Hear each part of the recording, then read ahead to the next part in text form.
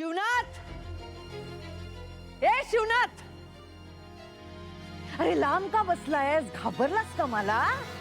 हा, घाबरलास?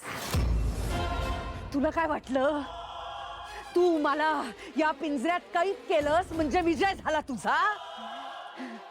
नाही, हा विजय नाहीये, ही भीती आहे, भीती. माझ्या समोर उभं राहण्याची भीती. अरे एखाद्या शत्रूला पिंजऱ्यात कैद करणं सोपं असतं रे. हिंमत असेल ना तर एकदा मला या पिंजऱ्यातून बाहेर काढ, मग कळेल कोणात किती सामर्थ्य आहे ते. कारण अजूनही मी तुझ्या वरचढ आहे. नाही, त्यावेळी तू वरचढ ठरली असशील,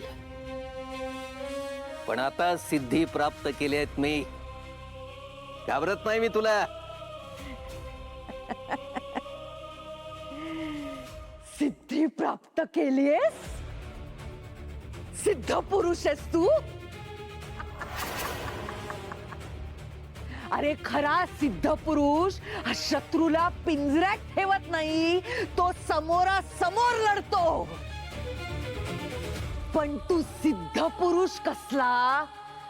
अरे तू तर पुरुषच नाहीयेस. म्हणूनच तुझ्या दोन्ही पोरींना तुझ्या सावलीशिवाय वाढावं लागलं. तू जिवंत होतास पण तुझं अस्तित्वच नव्हतं. तुझ्या पोरी दुसऱ्यांच्या दारी वाढल्या आणि तू मात्र जगाला धर्म, नियती, सत्य याची प्रवचनं देत बसलास. अरे स्वतःच्या मुलींचं आयुष्य सावरता आलं नाही तुला आणि जगाला वाचवायला निघालायस. शी, कीव येते मला तुझी, कीव. मंजिरी,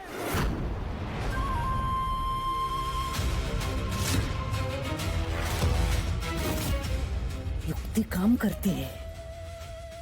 ये शिवनाथ, ये उघड हा पिंजरा, ये. मंजिरी,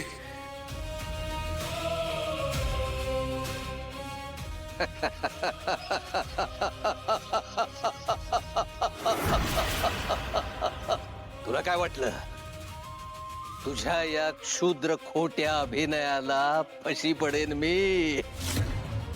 उघडू हा पिंजरा.